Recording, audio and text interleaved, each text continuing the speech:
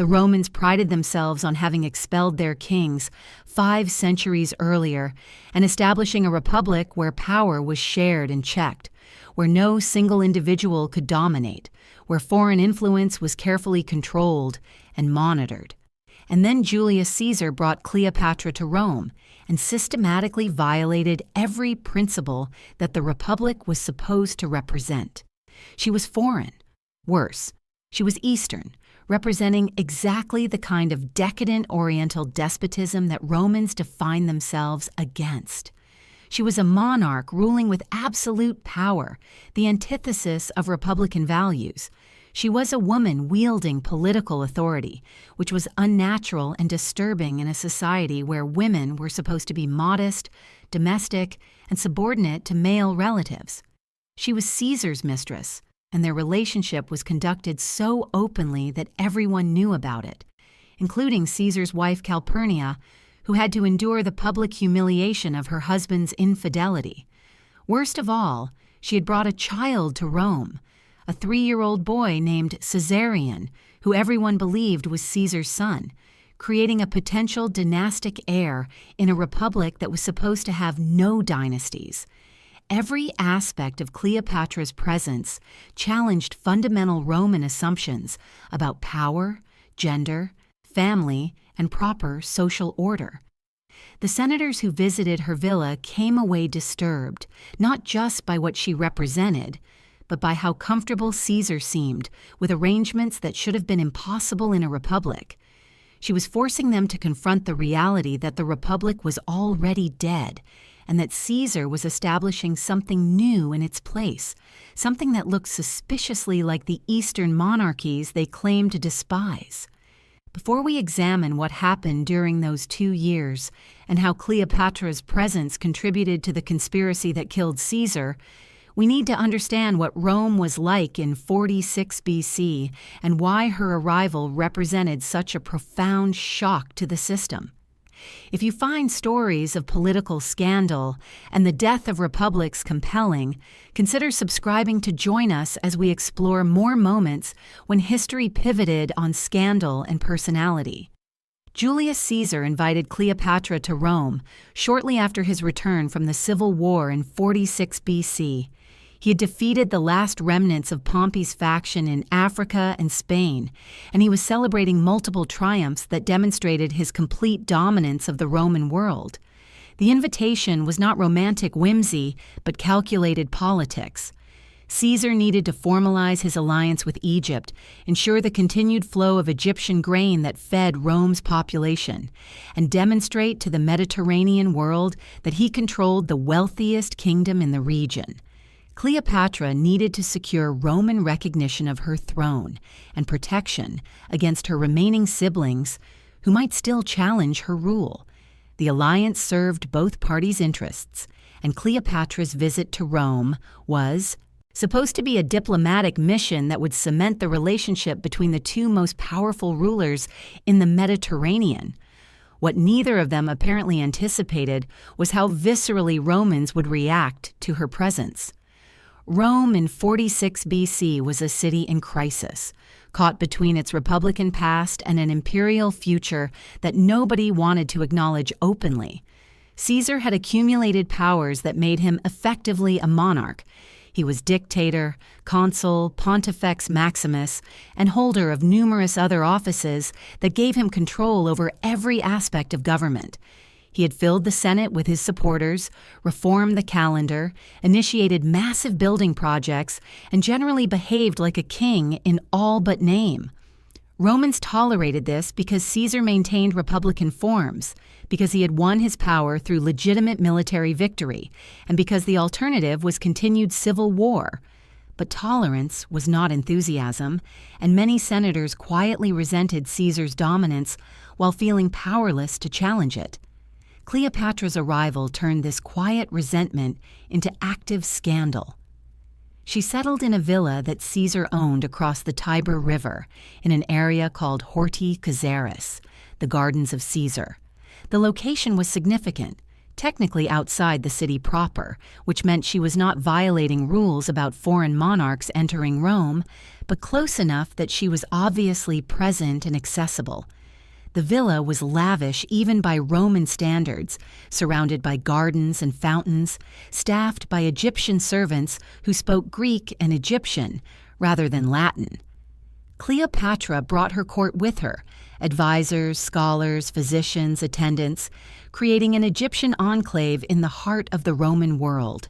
She also brought Caesarion, the 3-year-old son she claimed was Caesar's, though Caesar never publicly acknowledged paternity, and Roman law would not have recognized a child born to a foreign mother regardless.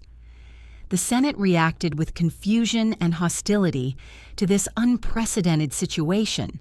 There was no protocol for how to treat a reigning foreign monarch who was also the dictator's mistress. Should they accord her the diplomatic courtesies due to an allied sovereign, or should they treat her as merely Caesar's personal guest? Should they visit her villa to pay their respects, or would doing so constitute recognition of her improper position? The Senate eventually passed a decree recognizing Cleopatra as socia et amica populi Romani, friend and ally of the Roman people, which was a standard diplomatic formula. But the decree fooled no one. Everyone understood that Cleopatra's real relationship was with Caesar personally, not with the Roman state, and that her position depended entirely on his continued protection. The golden statue in the Temple of Venus Genetrix was Caesar's most provocative gesture on Cleopatra's behalf. He had built the temple as part of his Forum Julium, one of the massive construction projects that was transforming Rome's physical appearance. The temple was dedicated to Venus as the ancestor of the Julian family. Caesar claimed descent from Aeneas, who was the son of Venus and the legendary founder of the Roman race. By placing Cleopatra's statue in this temple, Caesar was implying a connection between her and his own divine lineage, suggesting that she was somehow part of his family's sacred heritage. The statue was described as golden, larger than life, positioned prominently where everyone who entered the temple would see it. Conservative Romans saw this as blasphemy, a corruption of sacred space by foreign influence. Even Caesar's supporters questioned whether he had gone too far, whether his infatuation with the Egyptian queen was causing him to lose his judgment and his connection to Roman values. Cicero visited Cleopatra's villa and came away with a profound dislike for the queen that he expressed in multiple letters to his friend Atticus. He complained that she was arrogant, that she failed to show proper deference to Roman dignity, that she had promised to send him some books or scholars, and then failed to deliver. His resentment is revealing because it shows how Cleopatra was expected to behave, humbly, gratefully, aware of her subordinate position, and how she actually behaved, which was as an independent sovereign who considered herself Caesar's equal. Cicero was one of the greatest orators and statesmen of the late Republic, a man accustomed to deference and respect. Cleopatra apparently treated him with polite courtesy, but nothing more, refusing to play the role of grateful client or admiring visitor. This refusal to acknowledge Roman superiority was itself a scandal in a city where social hierarchy was everything, and where foreign visitors were expected to be overwhelmed by Roman grandeur.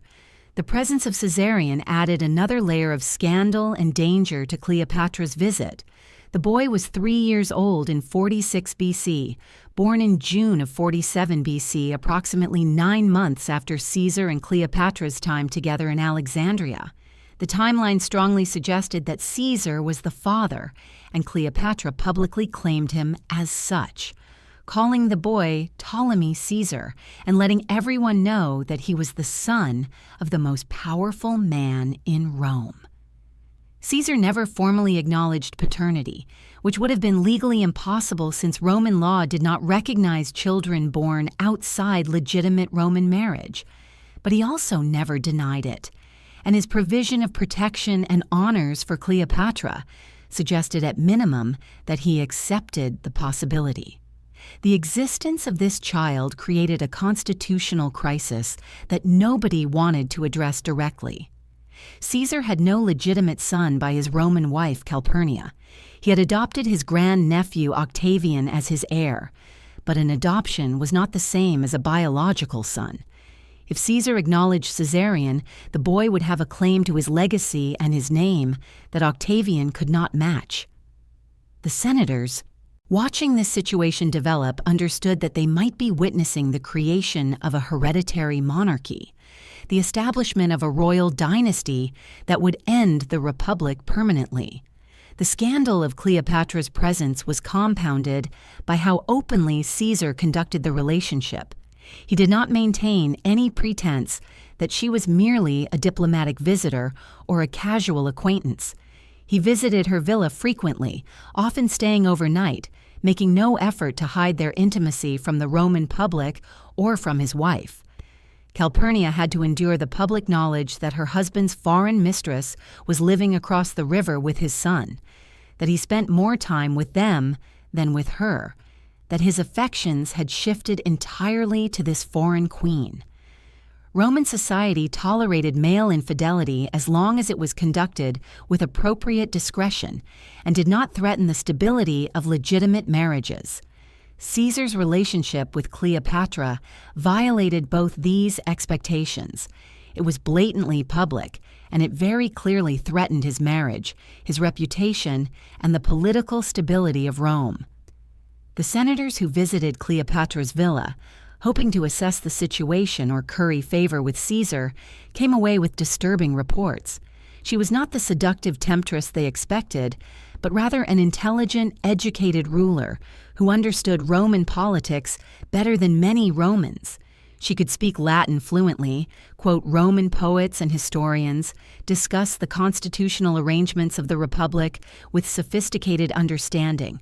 She could debate philosophy and Greek with the scholars who accompanied senators to these meetings. She could analyze military strategy and financial policy with professional competence. This capability was itself threatening because it suggested that she was not merely Caesar's mistress, but potentially his partner and advisor, someone who might be influencing his decisions in ways that served Egyptian rather than Roman interests. The fear was not that she had bewitched Caesar with beauty, but that she had convinced him with intelligence, which was somehow more disturbing. The Roman matrons reacted to Cleopatra's presence with a mixture of fascination and horror that revealed deep anxieties about women's roles in society. Cleopatra represented everything a Roman woman was not supposed to be: independent, powerful, sexually autonomous, politically active, comfortable with authority. Roman women of the aristocratic class were supposed to manage households, produce legitimate heirs, and exercise influence only through their husbands, fathers, and sons. They were supposed to be modest, retiring, focused on domestic virtue. Cleopatra was none of these things. She ruled a kingdom, commanded armies, conducted diplomacy, bore a child outside marriage without shame, and lived openly as the mistress of the most powerful man in Rome. Some Roman women were reportedly fascinated by her, seeking audiences to discuss philosophy, literature, or medicine. Cleopatra was known for her scholarly writings on cosmetics and pharmacology, but most kept their distance, recognizing that association with such a scandalous figure could damage their own reputations. The wives of senators who visited Cleopatra had to pretend ignorance of their husbands' meetings, maintaining the fiction that this foreign queen was merely a diplomatic guest rather than a political actor who might shape their futures. The cultural differences between Egyptian and Roman court customs created constant friction and misunderstanding. In Egypt, Cleopatra was divine, the living incarnation of Isis, a goddess queen whose subjects prostrated themselves in her presence. In Rome, such behavior would have been unthinkable. Even Caesar did not demand or expect the kind of worship that Eastern monarchs took for granted. Cleopatra had to modify her public behavior to avoid offending Roman sensibilities too badly, accepting handshakes and brief courtesies instead of the elaborate prostrations and ceremonies that would have been normal in Alexandria. But she could not entirely suppress her royal status or behave like a Roman matron, and the compromise she reached satisfied no one. Romans thought she was arrogant and insufficiently deferent. Her Egyptian attendants probably thought she was debasing herself by accommodating Roman barbarism. The result was a constant performance of royalty adjusted for a Republican audience, and the performance never quite worked because the two systems were fundamentally incompatible. The 2 years of Cleopatra's residence in Rome coincided with Caesar's most controversial reforms and most autocratic behavior.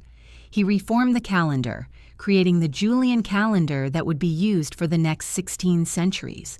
The reform was based on Egyptian astronomical knowledge, using calculations that Alexandrian scholars had perfected over centuries. Many Romans believed that Cleopatra or her scholarly advisors had influenced this reform, that Caesar was importing Egyptian knowledge to replace Roman tradition. The calendar change was practical and necessary. The old Roman calendar had become hopelessly out of sync with the seasons, but it was also symbolic of foreign influence reshaping Roman institutions. He reformed the Senate, adding hundreds of new members from provinces and client states, diluting the power of the old aristocratic families. Some of these new senators were Greeks from the East, men whose loyalty to Rome was questionable in the eyes of traditional families. The expansion of the Senate made it more representative of the empire's diversity, but less controllable by the established oligarchy. Critics whispered that this was the kind of cosmopolitan, multi-ethnic governance that Eastern monarchies practiced, that Caesar was turning Rome into another Alexandria, where Greeks and Egyptians and every other nationality mingled without regard for Roman superiority. He planned massive public works projects, including a new harbor at Ostia, a new theater, and various temples and forums. The scale of his ambitions reminded people of the Ptolemaic building programs, of the great library and lighthouse of Alexandria, of royal patronage on a scale that republics were not supposed to attempt. He accepted honors that approached divine status, including the title of imperator and the right to wear a laurel crown constantly. He had his portrait placed on coins, something that was supposed to happen only after death. Every one of these actions pushed Rome closer to monarchy and further from republican tradition, and many Romans blamed Cleopatra's influence for Caesar's increasing autocracy. The logic was simple. He had been a Roman general before meeting her, willing to work within republican forms even while accumulating power. After Alexandria, after their time together, after her arrival in Rome, he had become something different. Something more Eastern, more monarchical, more willing to violate Roman tradition for personal power. This interpretation was unfair to both Caesar and Cleopatra. Caesar's autocratic tendencies predated his relationship with her and grew from the logic of his position rather than foreign influence. The Republic was already dying when he met Cleopatra, killed by decades of civil war, political violence, and the concentration of military power in the hands of individual generals. Cleopatra did not corrupt Caesar. She simply offered him a model of governance that was more honest about the reality of power than the republican fiction that Rome still maintained. But the interpretation was politically convenient for Caesar's enemies because it gave them a way to explain his behavior that did not require them to acknowledge the republic's fundamental problems. If Caesar was being corrupted by a foreign woman, then the solution was to remove the woman and return Caesar to proper Roman values. The alternative, acknowledging that the republic was unsustainable and that monarchy was inevitable, was too painful to accept. The conspiracy against Caesar developed during Cleopatra's time in Rome, and her presence was one of the factors that motivated the conspirators. The men who eventually killed Caesar, Brutus, Cassius, and the others, were driven by various motives. Some genuinely believed in republican principles and saw Caesar as a tyrant who had destroyed constitutional government. Others were motivated by personal ambition, resentment, or grudges.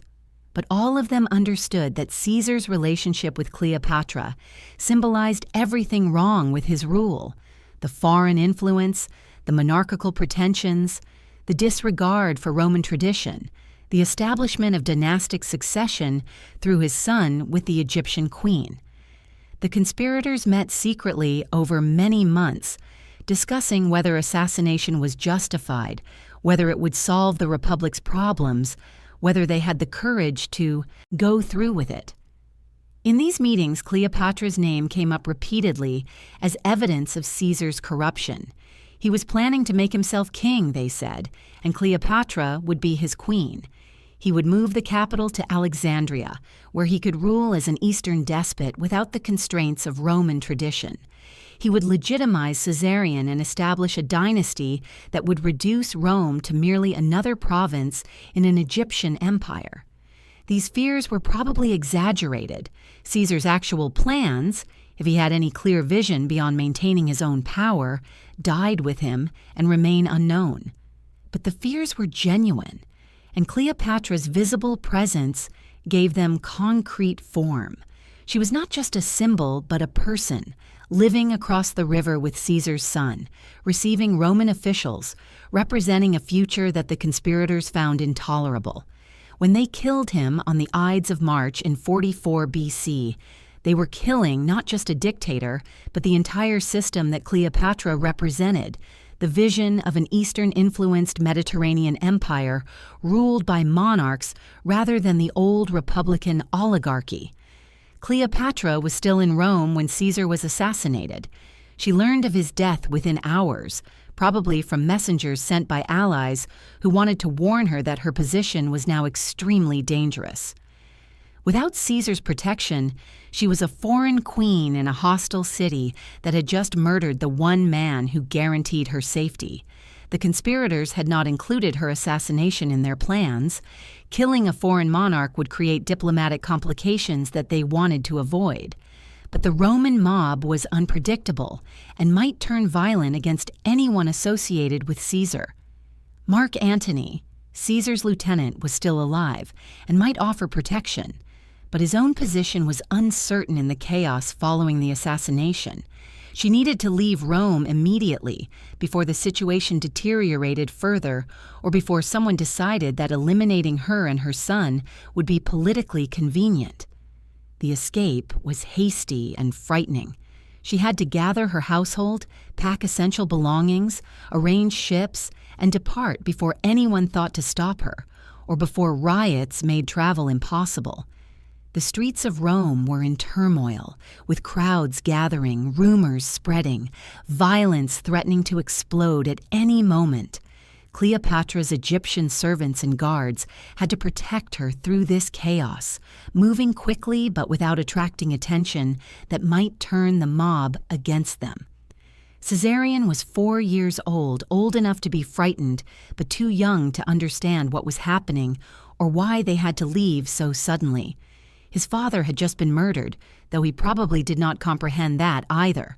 They made it to Ostia, Rome's port, and found ships willing to carry them back to Egypt, despite the uncertainty about payment and the risk of being associated with Caesar's allies.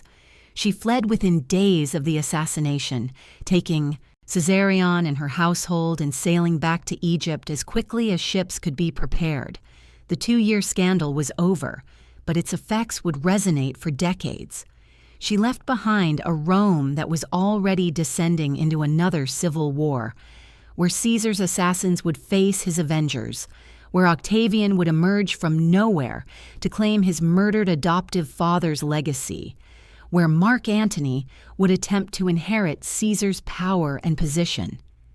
She left behind a city that had been permanently changed by her presence, that had confronted the reality of its dying republic and the inevitability of imperial rule. She left behind a golden statue in a temple, a permanent reminder that Caesar had elevated a foreign queen to a position that challenged every Roman assumption about power and propriety. The memory of Cleopatra in Rome would haunt Roman politics for the next 14 years. When Mark Antony later allied with her, his enemies used Caesar's relationship with her as a warning. When Octavian waged propaganda war against Cleopatra, he invoked the scandal of her time in Rome as evidence that she threatened Roman civilization. The golden statue remained in the Temple of Venus Genetrix for years after Caesar's death. Eventually, someone removed it, though ancient sources do not record when or by whose order.